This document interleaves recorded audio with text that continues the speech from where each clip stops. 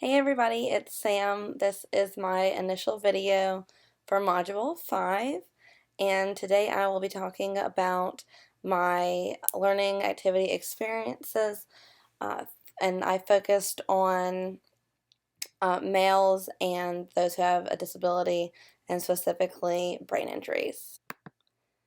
I am still in the process of working on finalizing my project, but right now I have done an interview on a professional that used to work at the clubhouse that I worked with when I first worked with them outside of college.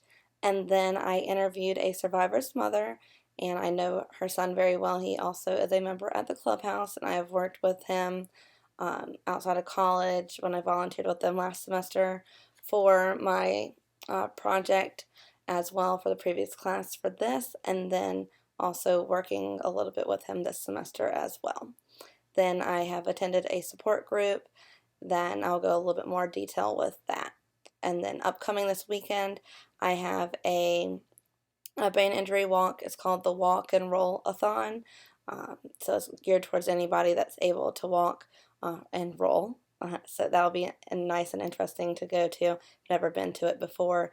And then I will have the opportunity to interview one of the members at the clubhouse. Works with wounded warriors who have brain injuries, and this will be classified as a TBI, which is a traumatic brain injury.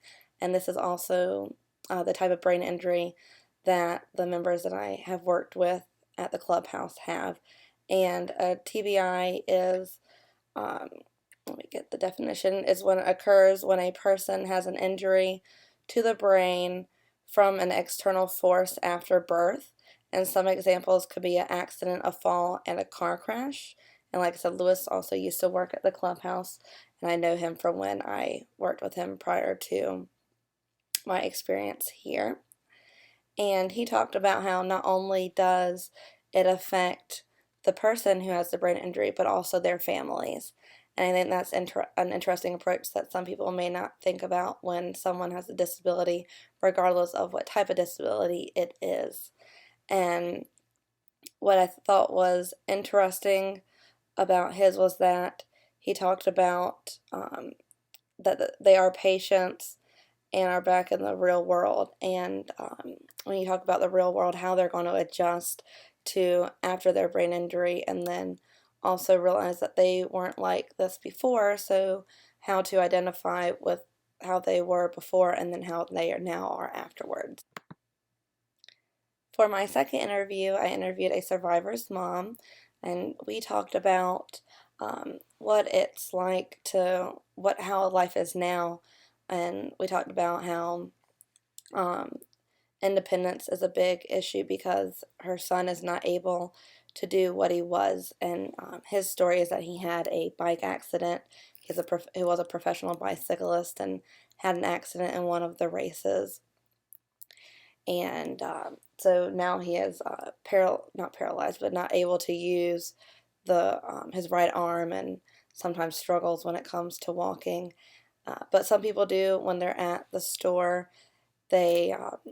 They understand when he tries to be independent and he's able to give the cashier money. And her main concern is when she's unable to take care of him and what is going to happen to him, because as of right now in North Carolina, there are not facilities to help people with his condition to the severity of it. But to bring awareness, there are several events in the area and across the state as well. And for this one in particular, the bike team that he was with, they do a bike race every year, and this was the 10th anniversary. They call it the Ride for the Rock. And you'll get to know a little bit more about his story and what he tries to overcome and what barriers that he may have at my showcase.